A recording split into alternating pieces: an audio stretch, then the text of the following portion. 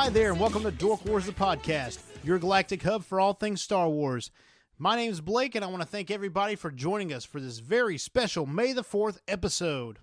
If you guys know anything about Dork Wars, the podcast, you will know that we have been hyping this episode since the beginning.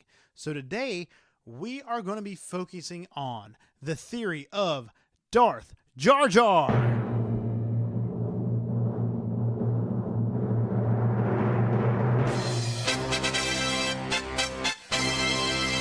Without further ado, let me introduce our hosts. First, we have the funny one, Wesley. Misa say, what's up, dorks? The commentator, Andrew. We got a grand army. And our own personal Jedi archive, Diedrich.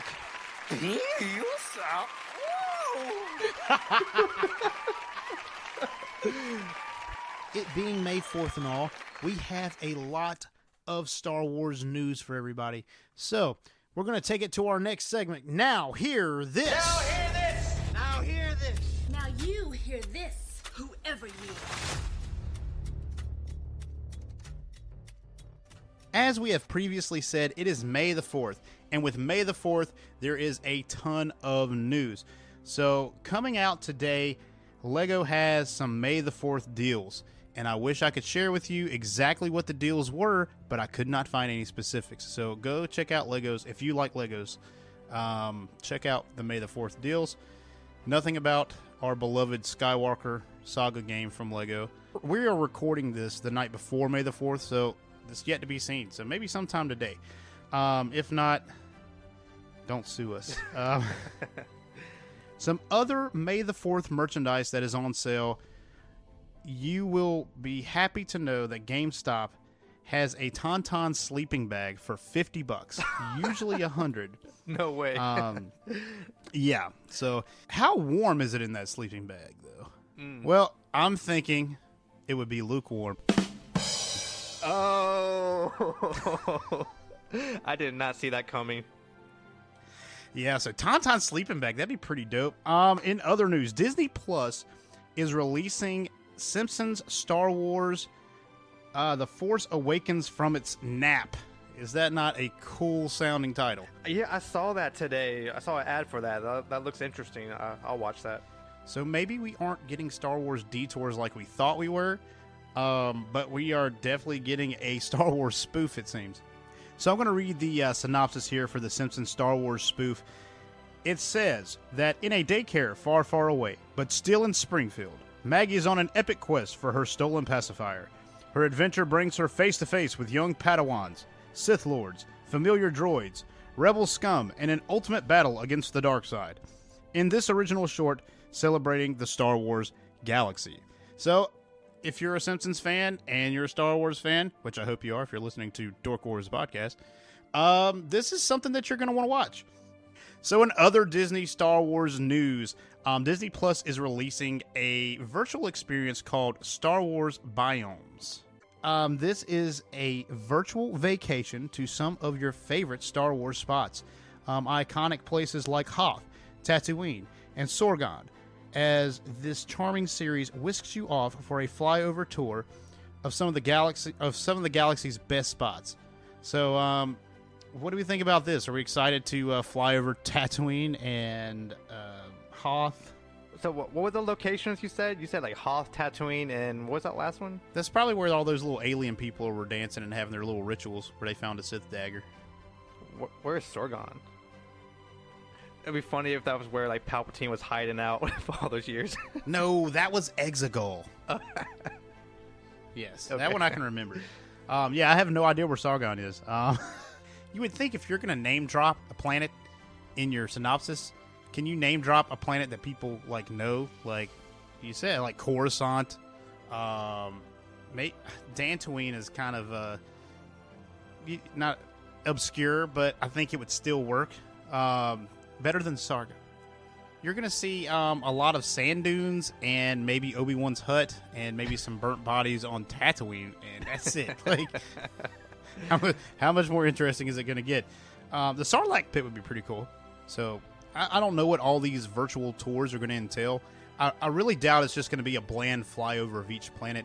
there's probably some kind of adventure that's going to happen. And I don't know if anyone has ever ridden Star Tours at Disneyland or Disney World, but it's kind of the same thing. You're on a tour of these different planets, and then you're roped into like an empire, or excuse me, a rebel scheme against the Empire. And I think they've updated it, and they've done the OT, and now the sequel trilogy stuff's in there as well. So I have one more piece of news pertaining to Disney Plus. There is going to be another virtual experience called Star Wars Vehicle Fly-Throughs. And this is going to be getting up close with two of Star Wars' most famous ships. One being the Millennium Falcon, and the other being an Imperial Star Destroyer. So I guess we're going to be able to go in there, look through different rooms, see what everything's about. That'd be pretty cool. Yeah, I feel like I know the Millennium Falcon because like we've seen that a lot, but the Imperial Star Destroyer that would pretty neat. I wonder if we're going to see little monsters in the trash chutes. Oh, but that was on the Death Star though. It was, but it's still Empire material. I don't know. Well, you got to think though. I mean, the Death Star can't be the only ship with like a dumpster thing, and who's to say it's not like...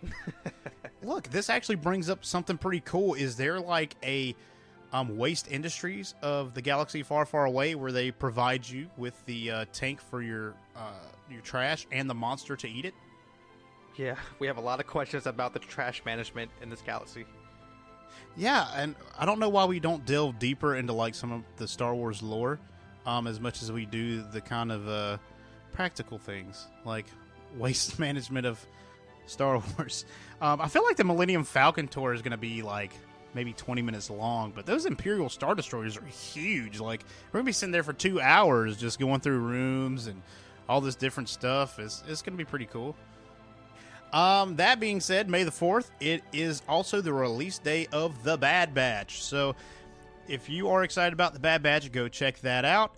I think there's actually 70 minutes worth of content of The Bad Batch out today. I read that somewhere today as well. Ooh. I read there's going to be 16 episodes this season for season 1 of The Bad Batch. So 16 episodes. That's a lot of episodes. So we're going to cover these episodes. We're not quite sure how we want to do it yet, but we don't want to bore you guys with Bad Batch every single week. So we may do like 2 or 3 episodes for one of our episodes, and then the next episode have like our normal theory, talk it out kind of episode. So we'll see where that goes, and hope you guys stay tuned to hear all of our theories and crazy, crazy content that we're probably going to have on the Bad Batch. So we're going to segue into a very special interview. I had the pleasure of interviewing Jedi Master Yoda this past week, and I hope you guys enjoy it, so here it is. How's everybody doing out there? It should be May the 4th. We are pre-recording this interview with a very special guest. On with me is Wesley, Diedrich, and Andrew, and we are going to be interviewing the illustrious Grand Master Jedi himself, Master Yoda. Great to be here, it is. So, Yoda, I do want to start out with some questions, and they're probably going to progressively get harder. Let's throw you a softball on this one. So, who was your favorite Jedi? Hard question this is. Very many Jedi trained have I. Skywalkers. Very nice. Mace Windu. No answer have I. More trouble I get in if I say. All right, Master Yoda. It's kind of how this interview thing, you're going to have to kind of give us some concrete answers. So you can't give us a better answer than that. What do you think about Rey? Rey Palpatine or Rey Skywalker? No Skywalker is she. From the bloodline of Palpatine she is. Very, very confusing that ending was. Now, this is something we can agree on, Master Yoda. I really don't understand the ending of the sequel trilogy myself. Grand Master Yoda, this is Wesley. Just an honor to be here for you. I have one question for you. You, with all your infinite wisdom, what kind of moisturizer do you use? Because your skin is phenomenal for your age. Moisturizer, you say? From the back of the Tauntaun, it comes. From the planet Hoth. Very, very smooth. Keeps my hair nice and moist and lustrous. So, Master Yoda, this is another question that I've been burning with since I found out I would be talking with you. So, do you have any advice for aspiring Jedi? Not very many Jedi there are. To be honest, do or do not. There is no try. All right, that was pretty pretty anticlimactic, Master. Classic. We've all seen Empire Strikes Back. Well, true it was then, true it is now. Master Yoda, it's Wesley again. I was wondering, do you think I will ever find true love? True love. The Jedi way it is not. Do not seek the love of others, young Wesley. Seek the love of yourself and those around you. This is getting into some weird territory. I didn't know that we were actually having love life connections with Master Yoda time on Dork Horse podcast. This is Richie Wesley. Listen, we'll counsel you on this later. Counsel him I can now. No, Master, it's okay. We will get Wesley's love life in order. If say so you do. Move on we must. So I'm gonna start asking you a little bit harder questions here, Master Yoda. So before the fall of the Jedi, how did you not see the Sith coming? Like you guys pretty much downed on Qui-Gon Jinn and his whole like chosen one theory, and then the Sith. You guys didn't think the Sith were coming back, and then you found out the Sith were coming back, and then like I hate to say it, but Emperor Palpatine like really duped you guys. Duped us he did. For legal reasons, say I cannot why we did not foresee the Sith threat. Very, I lost for words am I. Clouded by the dark side we were. Master Yoda, you seem to be repeating a lot of lines from these movies. Are you nervous about these questions that I'm asking you? Nervous I am not. One with the Force I am. Scared I am not. It's fine it is. Oh, okay, Master Yoda. So let's keep moving on here. All right, Master Yoda. This is Andrew. Nice to meet you. Strong with the Force this one is. I've got one question for you, Master. Do you enjoy being a backpack while we run? Referring to the training of Luke Skywalker you are. Yes, sir. Tired my legs were. Old man was I. Riding I like to do. So, necessary it was not to build strength in the Force, but yet I got a free ride. So Master, I actually have some questions about this. This is going to get kind of awkward. I'm just going to warn you. I don't know if your agent told you about this, but I'm going to ask you about Grogu. So we've met Grogu in the Mandalorian series, and he bears a striking resemblance to you. You guys are the same species, and we just want to know where did Grogu come from? This question, briefed on I was not. My agent tell me he did not. Very disturbing this question is. I am getting from my lawyer. This question I shall not answer. Child support I must not pay. Possessions I do not possess. Money have I not. Credits have I not. Nothing to yaddle shut. Nope, never mind. Nope. Yoda. Yes, it's okay. We can table that question for a later date. Maybe Mandalorian season 3. Possibly. Not sure am I. No. Answer this question I will not. All right, one last question for you, Master Yoda. If you like the Skywalkers so much, how do you feel about them kissing? Serious question this is. That fateful night on Hoth. Disturbance in the Force I felt. Very wrong it was. Very, very wrong. I consult with Obi-Wan I did. Told him I did. Should have reached out to young Skywalker. Said, no. She is your sister, she is. But listen, he would not. So you're telling me, Master, that was probably his ultimate, like, payback to Anakin for all the problems that he caused. Say this I will. Possibly. Possibly. So, Master, kind of to wrap this up, what do you think about the Darth Jar Jar theory? That happens to be our topic for this evening, and we really want to know your opinion on this. He was around during that same era where you guys were finding out the Sith were coming back, and we just want to know, what do you, Master Yoda, think about Darth Jar Jar? Jar Jar. Did what he seemed. Very, very strange he was. But some of his tactics I stole. Annoying little creature I was when met Luke Skywalker I did. So was Jar Jar Binks. This question I cannot answer. No, I do not. You must consult the one and only. And who can we consult on this, Master Yoda? The only one greater than I. George Lucas you must seek. For answers he holds. Oh, Master, I don't know if we can get in touch with George Lucas. He seems to be even more ungettable than you are, actually. Funny that is. Fictional character I am.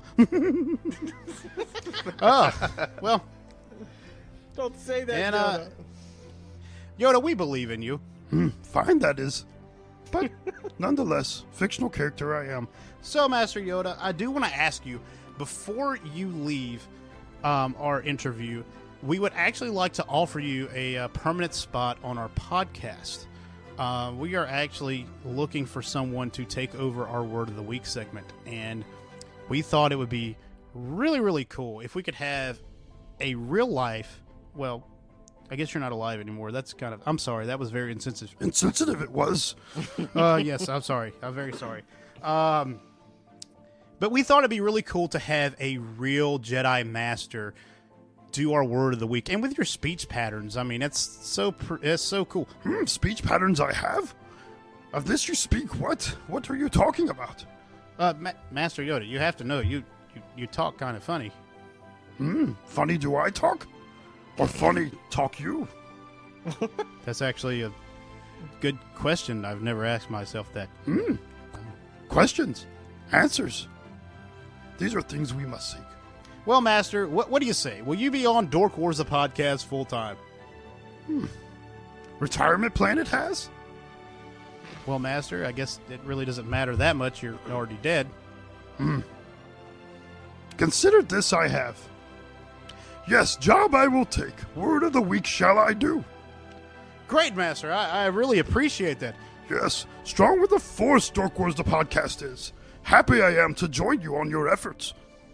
All right, Master Yoda. Well, thank you for coming to this interview, and we appreciate everything you've done for us, so we'll talk to you later. All right, take care you must, and may the 4th be with you. Bye, Yoda. Bye, Yoda. We hope that you enjoyed our interview with Jedi Grand Master Yoda. It was such an honor to be able to interview such an amazing Star Wars personality.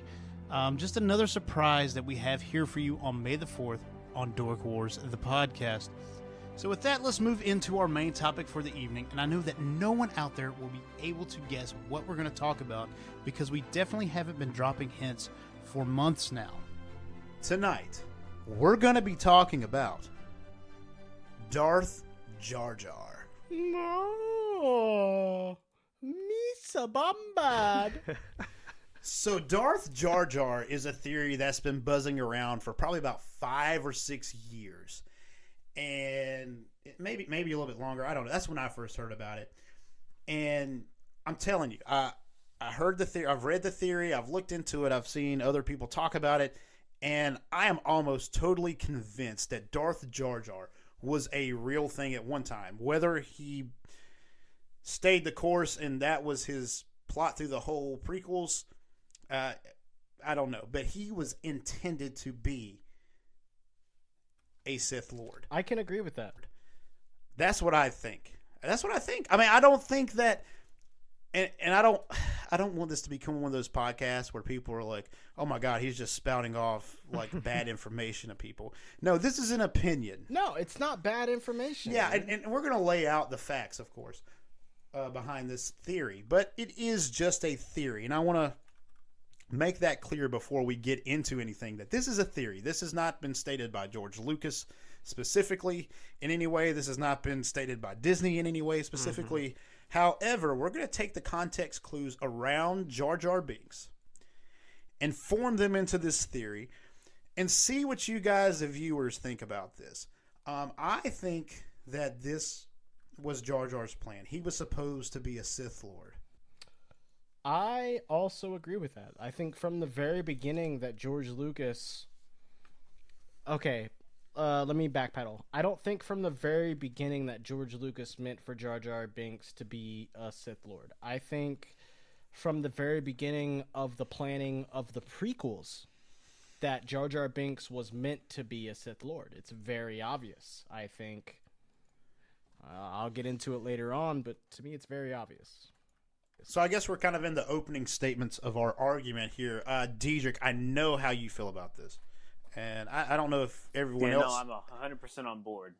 Right, and I think you've probably mentioned it in past episodes. So what is your opening statement on the Darth Jar Jar debacle? I think there are two main arguments for why that's got to be a real thing. I've got like 5. And the main issue is money, because everything comes down to money, right? At the end of the day. And I think that argument comes down to the fact that if you watch certain scenes, it seems like Jar Jar Binks is using some kind of like force ability to make characters say certain things, because he'll use hand gestures, as we see Obi-Wan do in the original trilogy while saying like a line. He's mouthing a line that the character says. So this is a complete CGI character that they had to pay some dude to sit at a computer screen and, you know, make all of those slight adjustments to the mouth and the lips and tongue and whatever to get all of those little movements in episode 1. He paid somebody to do that. Like, you don't just do that. Like, you don't give money to somebody and then for no reason, you know? So that's a pretty good opening statement, kind of long. We'll get to your second reason why that is later on. But let's throw it to Wesley. What is your opening statement for the Darth Jar Jar argument? Yeah, I think initially George Lucas' intent was for him to be just a goofy children's character, just to bring humor into the Star Wars universe.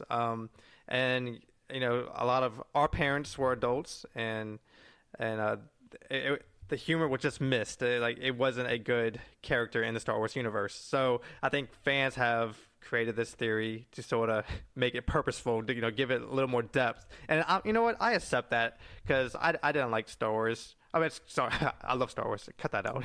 What? Yeah. Wesley! Yeah, sorry. You're on Dork Wars, the podcast. How do you not like Wesley is... So, for all of you listening out there, we are holding open auditions this weekend to fill the void. We need a comedian. We need the funny one on Dork Wars, the podcast. It can no longer be Wesley. He does not even like Star Wars. He's no longer funny. He's not even funny anymore. You don't have to ask me. I'm going to go ahead and interject. I'm right in the middle. I think it's both. I think he was absolutely meant to be a Sith Lord. I think from the very beginning of the prequels, not from the original trilogy, but in the very beginning of the prequels, he was meant to be a Sith Lord. And I think that the reaction of the public from the very first episode, episode 1, The Phantom Menace, people didn't like Jar Jar. People really didn't like him. I don't care. There's a lot of media out there that says that people really enjoyed him. They thought he was so funny, blah, blah, blah. People didn't like him. It was very obvious. And I think George Lucas, at the time, made a terrible decision And I think that he made a very short-sighted decision and decided not to use him as a future Sith Lord. But I also think that it was a huge mistake. Andrew, I will tell you that I agree with you 100% on this.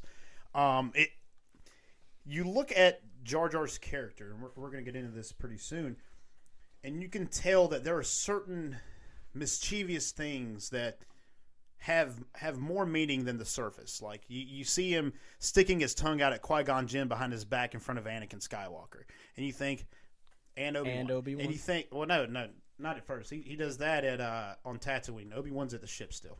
But he's pretty much mocking Qui-Gon Jinn behind his back with Anakin watching him. And that, while it shows that Jar Jar is just an immature being who finds it funny to mock other characters, well, he's actually teaching Anakin to undermine the Jedi from the very beginning. That's kind of the deep dive on that. And it just seems that Jar Jar's character does all these little things. And like Diedrich was saying a little bit earlier, they paid somebody to make him mouth words and to use hand motions when he talks, like a Jedi does when they're doing their Jedi mind trick. It just seems that Jar Jar's character was made to be a Sith Lord in the beginning. For me, I definitely believe that. Agreed. So let's look at this pretty cool piece of evidence to the fact that Jar Jar is supposed to be a Sith Lord. George Lucas states many times that the prequel trilogy and the original trilogy rhyme. They mirror one another. They have similar themes, similar plot lines. We see Anakin descend into the darkness in the prequels. Mm-hmm. In the original trilogy, we see him rise out of the darkness back into the light. Things like that. So in the original trilogy, there was a character who started out kind of a funny, annoying little ball of energy, just annoyed the crap out of the main character, Luke Skywalker. And he seemed like he was going to be a nuisance for a time. R2-D2? And that character, no, not R2-D2. That character is none other than Yoda, Master Yoda. Because you remember when he meets him on Dagobah and he comes up and he's like, "Food I have to eat." Jedi Master you seek, Yoda I know. it's just Backpack. you hear him talk like that, and he starts beating R2 with his cane. He's rummaging through all of Luke's stuff and just being a nuisance. And we find out later that was for a purpose. He was trying to see how much patience Luke had and could he be trained as a Jedi. But he starts out as this character that seems like he's going to be insignificant, just a nuisance, and turns out he is the master of all the Jedi. He is the master that's going to teach Luke how to be the Jedi that he needs to be. On the flip side of that, there should have been a character in the prequels who started out as this annoying character who seemed very insignificant, who had no bearing on the story. He was there for comic relief. He was there to be a nuisance, but ended up being a master dark side user. And to me, all fingers point to Jar Jar on that. Like, he starts out just stupid. Like, he's going through the woods, the droid tanks are knocking down all the trees, and he's freaking out. Qui-Gon Jinn saves his life, and he stumbles over everything. I mean, he can't go 2 seconds without stepping in poop or tripping or doing something stupid. I mean, it's like, how can this character be significant? And as the prequels go on, not only does he become significant, he becomes a senator. Or first he's like one of Padme's like I guess advisors, kind of under Padme, and then he becomes a senator when Padme steps down, and he's the one. What? I was going to say that. Did they ever explain how he became a senator? Like, did they just gloss over that? No. They absolutely did not explain that. And the worst part about it is that it makes absolutely no sense. So this is the dark side. He uses the dark side to influence Padme, a Jedi mind trick, if you will, to influence her to make him the senator from Naboo. I disagree. At what point do you see any Jedi or dark side user convince somebody to do something, quote unquote, anytime you see somebody use like a force mind trick, it's very obvious. It's not a, hey, I'm going to wave my hand and force mind trick you to not repeat exactly what I'm saying and to do something behind the scenes. He is the most powerful Sith Lord. We never see Yoda do a mind trick. Disagree. But do you think Yoda has to move his hand and go, Yeah. See me, you do not. Yeah, and you On know with why? the droids I may go. Do you know why I think that's Why? what's going to happen? Is because I guarantee you one of Dietrich's little facts is going to be him in the background force miming some shit, waving his hands in front of the Gungan king, you know, able to convince him to do things by waving his hands. And if he can't do that... So, Andrew, let me ask you this. Why would a bumbling, mumbling character... He was thrown out of his native city in the Gungan homeworld underneath the water because he was a clumsy idiot. He was a fool. No one wanted to be around him. He was stupid. They cast him out. And I actually think they cast him out because he was a dark side user and they were afraid of it. But we can talk about that later. But why would you make that character a general of your army? Like, at the beginning of the movie, he was worthless. He was nothing. And you were going to actually execute him until Qui-Gon Jinn said, hey, he owes me a life debt. He has to go with me. But at the end of the movie, he's a general? Doesn't make any sense. No, it does make sense. And the reason it makes sense is because he is so, quote-unquote, successful during the Battle of Naboo. But he was he became a general before that battle. They made him a general going into the Battle of Naboo. Again, you know, I can't explain that. I guess again is not the right word. I can't But explain the that. dark side can explain it. It was the dark side of the Force. And while we're on the topic of the Battle of Naboo, how much blind luck can one person or one creature in the Star Wars universe have? You might look at it and say, well, that's just George Lucas's attempt at a funny battle. No, I don't think so. As Obi-Wan Kenobi says so aptly in A New Hope, in my experience, there is no such thing as luck. Jar Jar uses the Force to make it seem like he doesn't know what he's doing when he's actually destroying the enemy, just decimating all of the droids. He's decimating their tanks, messing up their troops. Like, he is like a one-man wrecking ball, destroying everything in his path that is the droids. He does not one time mess up anything on the Gungan side of the battle. So, how do you explain that? I can easily explain it, dude. He messed up a ton, and it's the reason he succeeded. There's like the Star Wars theory that's actually a fighting style, like to be clumsy and act drunk on the battlefield. It's actually a practice fighting style. It is I don't know if it's mixed martial arts or karate. There is a fighting style called the drunken fist that is unpredictable. You stumble around. If you watch a lot of anime, I swear in like every fighting anime, there is one character who exhibits the drunken fist at some point, and they stumble around.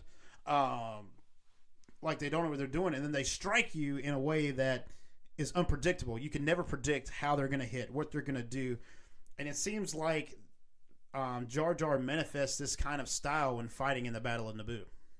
So, in my opinion, honestly, it's hard to explain why why Jar Jar Binks is so successful. I think it's very common knowledge that Jar Jar Binks was written after the character Goofy from the Disney universe. Wait, really? Yes, it's actually said by George Lucas that Jar Jar Binks was originally written after the character Goofy. 100%. I had no idea. I can see the parallels. Yeah, so there's some parallels, but in my opinion, it's coincidence, and that's just because nothing comes of it. It definitely gives Jar Jar some depth, right? Because he's a unique character that he kind of fits either mold. Like Andrew was saying, like he can be this goofy child's character, or he could have this deep, undermining devious plan that went through Palpatine's intervention. So if you watch the prequel trilogy with the mindset that Jar Jar is a secret Sith Lord, it does give him a new depth, like you guys are talking about. Like, you see things that you would have just watched before and thought nothing of. Like, I agree. You know, his undermining the Jedi behind Qui-Gon, or his crazy acrobatic jumps and flips, and he's so acrobatic, yet he's not a Force user. Like, I don't see any other Gungan doing that. So those are the two. It really brings a new depth to it. Those are really two of the biggest points. You literally don't see another Gungan that can jump 3 heights of a Gungan. You also don't see another Gungan that can act stupid but still succeed. Especially since he was excommunicated from his Gungan society and then immediately brought back in, and then, like you said, promoted to general. Yeah, and I think a lot of those qualities could lead him on that path of Sith, or whatever the right word is for Sith, but because, you know, if you get exiled to the dark side, yeah, if you get exiled from your home community, then you're isolated, you're alone. You get a lot of fear built into you. So those are kind of the qualities you see on the dark side. Fear leads to hate. Hate leads to anger. And anger to the dark side. So this kind of goes back to something we were discussing a couple weeks ago with our C-3PO theory about how they introduce these little tie-ins from character to character that make the universe seem a little bit smaller, the galaxy seems smaller as you make these connections.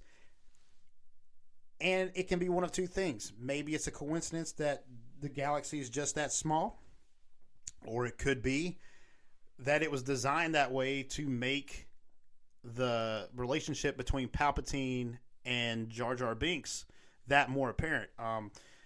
You know, obviously, if they're from the same home planet, they could have met before the Phantom Menace, and one could be training the other. They could be making masterful plans together. Who knows?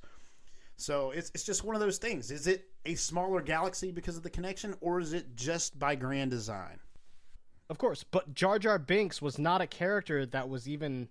Jar Jar Binks, the character, did not exist before the 90s. 100% it did not exist before the 90s. There was no plan to have Jar Jar Binks before the 90s. Yeah, I'm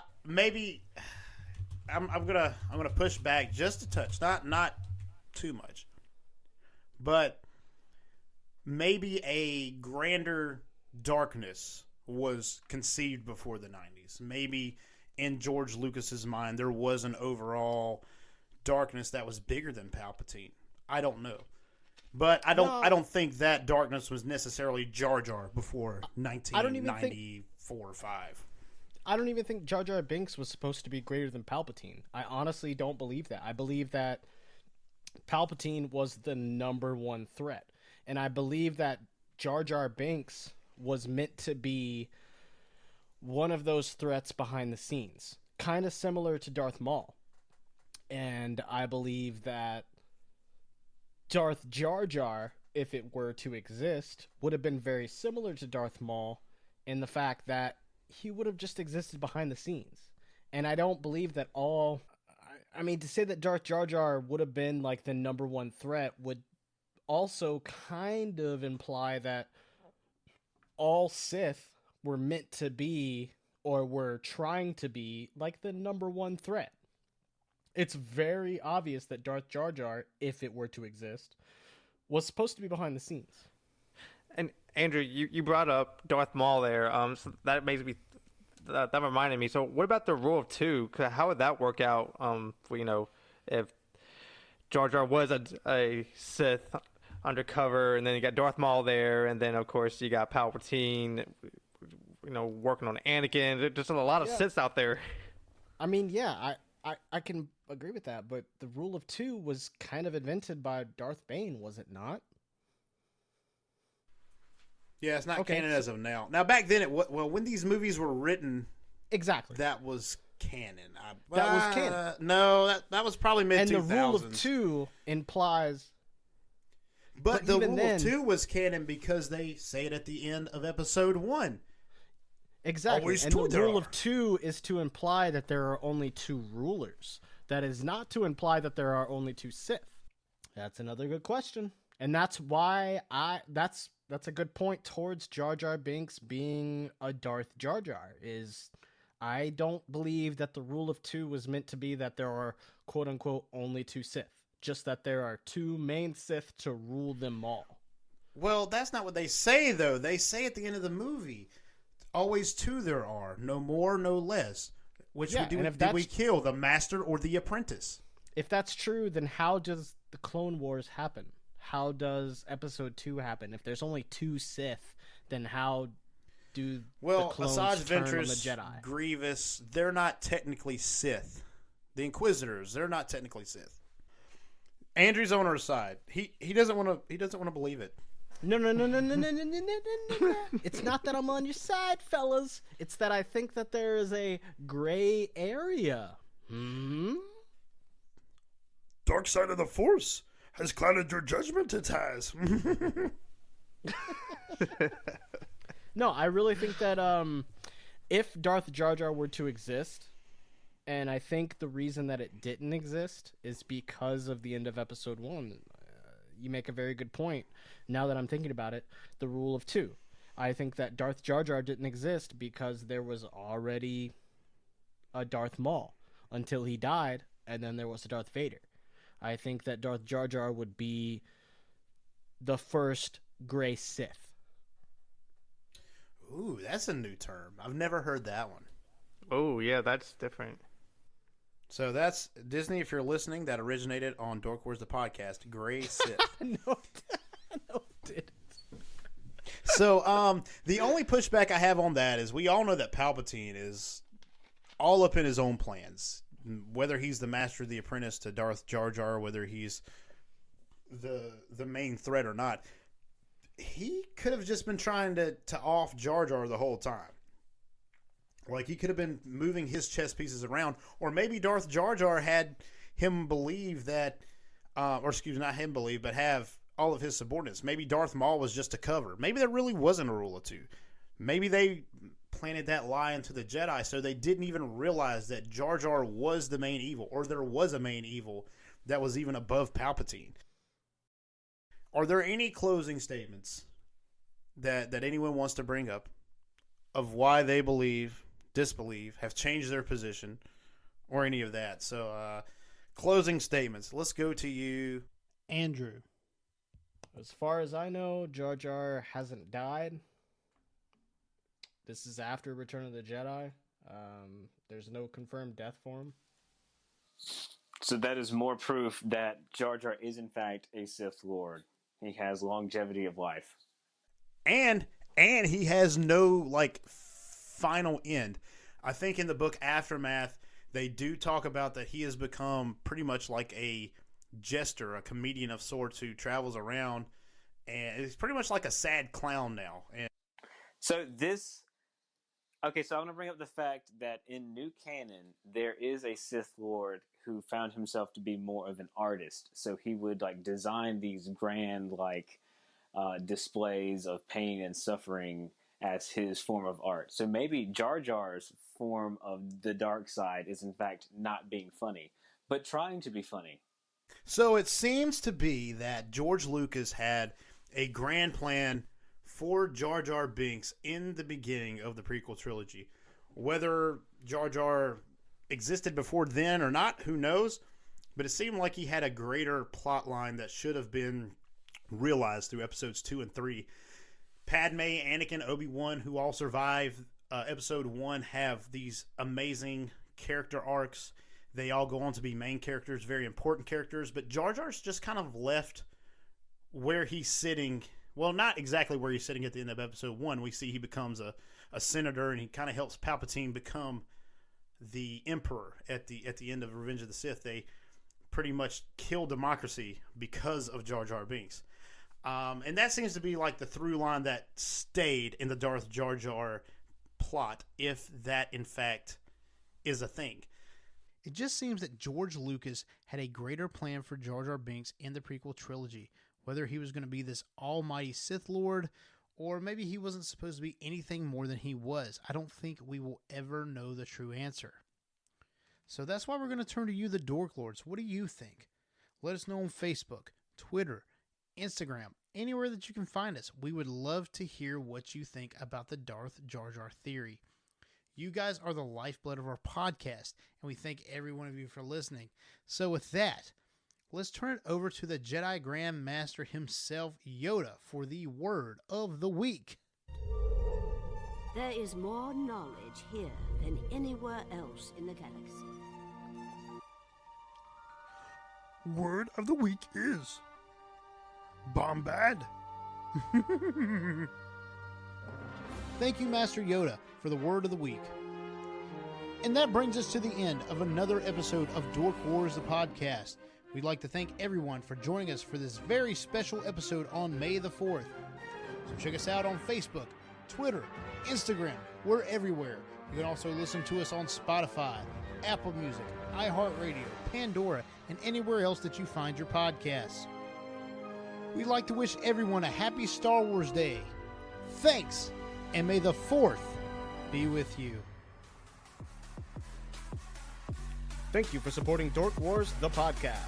You can check us out on Facebook.com/Dork Wars, the podcast. And if you would like to join in on the discussion or maybe suggest topics for us to discuss, please do so by joining our Discord community or sending us an email at dorkwarspodcast@gmail.com. This has been a Wait, we don't have any news. No news. production.